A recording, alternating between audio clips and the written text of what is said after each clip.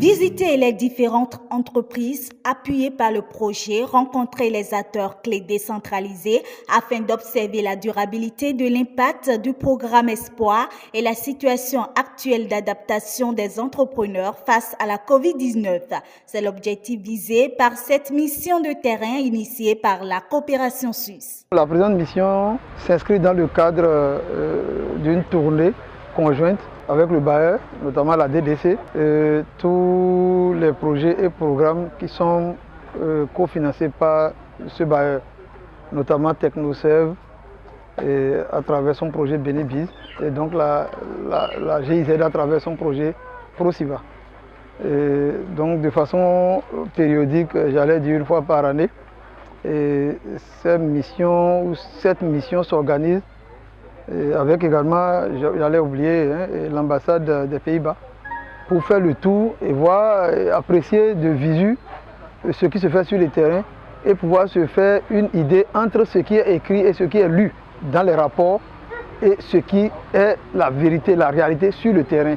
L'entreprise Agronature et Services du jeune entrepreneur agricole Olivia Moussou est la première visitée par la délégation.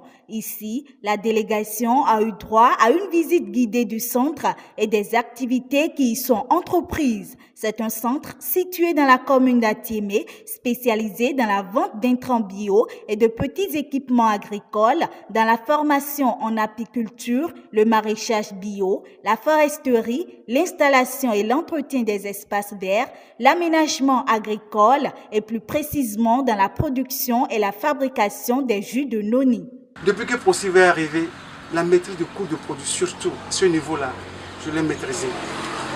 Mieux, j'ai parlé de contrat tout à l'heure. En temps c'était verbal et puis on fait. Aujourd'hui, lorsque vous venez poser problème, nous leur disons, ah, écoutez, il y a un petit papier ici qui va témoigner de ce que, entre vous et moi, il y a telle affaire. C'est sur cette base-là que nous travaillons désormais. Direction à présent à Africa Food, un restaurant à Lokossa. La mission conjointe de suivi des activités de Benibiz, composante du programme Espoir de la coopération suisse au Bénin, s'est rendue chez Dame Yemalin Tchango, entrepreneur et restauratrice. L'appui de la Suisse à Dame Tchango à travers son programme Espoir via le projet Benibiz lui a permis, à en croire ses propos, de booster ses activités à hauteur de 250%. Elle a partagé avec la délégation les quelques difficultés qu'elle rencontre et les stratégies de solution. Elle a également fait part de ses ambitions avant de chaleureusement remercier ses convives pour leur accompagnement. Justin Huedanon, producteur d'œufs de table, de poulets Goliath, de caille et de poulets de chair, a à son tour reçu la visite de la délégation. Ce dernier affirme que l'appui reçu en matière de formation et de coaching lui a permis d'atteindre un niveau très élevé en matière d'organisation entrepreneuriale. Après la formation, j'arrive à gérer bien le temps. Et je gère bien maintenant les ressources de l'entreprise. Avant, quand je vends là, je mets l'argent dans la poche et c'est pour aller à un enterrement ou bien aller boire dans les buvettes. Après la formation, je ne fais plus ça. J'ai un salaire et je connais mon salaire. Je ne dépasse pas mon salaire. L'entreprise aussi a son compte et ça a pris le volume. De Lokossa, la délégation a posé ses valises dans le zoo et les collines. L'Atlantique a ensuite été le prochain département à accueillir ses hôtes. La délégation s'est rendue dans les locaux de Le Rural Bénin TV pour s'imprégner du fonctionnement de sa télévision. Il y a un hebdomadaire qui sort, qui fait quand même l'analyse, tout ce qui est communication dédiée au secteur agricole de façon large. Quand on dit agricole de façon large, il y a y compris agro-business, tout ce qui va dans le secteur agricole. On a également un site internet qui permet en réalité de donner de la visibilité aux produits que les entrepreneurs transforment sur le terrain. Nous, on essaie de travailler sur la présentation des produits qu'on met en ligne pour permettre à ceux qui sont en ville et ceux qui sont à travers le monde d'abord de connaître le produit, pourquoi pas aussi de lancer des commandes de ces différents produits. C'est des produits exclusivement provenant des entrepreneurs à la base, des coopératives, des groupements de femmes à la base.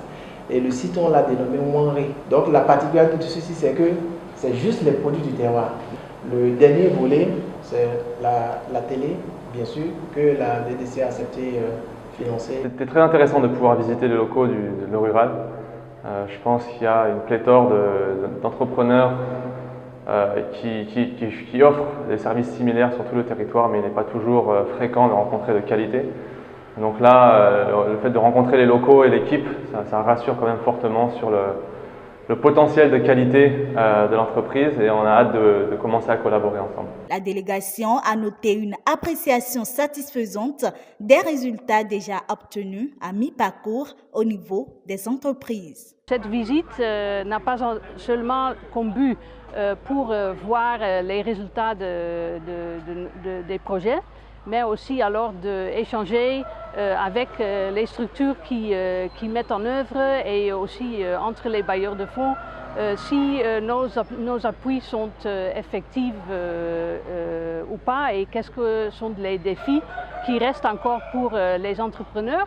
Et on a vu que vraiment on a des entrepreneurs très motivés qui ont vraiment montré qu'ils ont pu contribuer au développement économique de leur municipalité et aussi créer de l'emploi.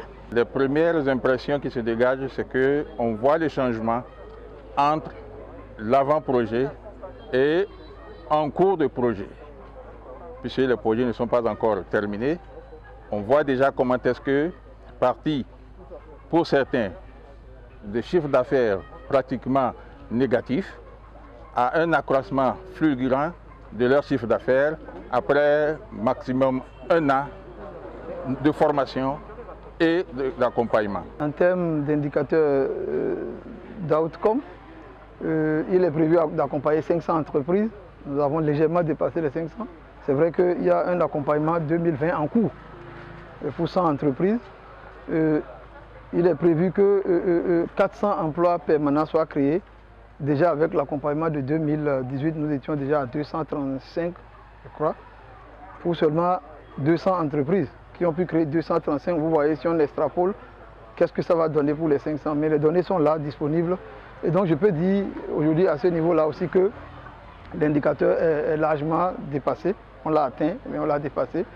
Il est prévu également sur les aspects technologiques que les revenus soient améliorés de 20% du fait de la qualité des produits, tout ce qui est aspect technologique qui accompagne et donc cet appui-là. Et ça également, c'est quelque chose qui a été vraiment atteint.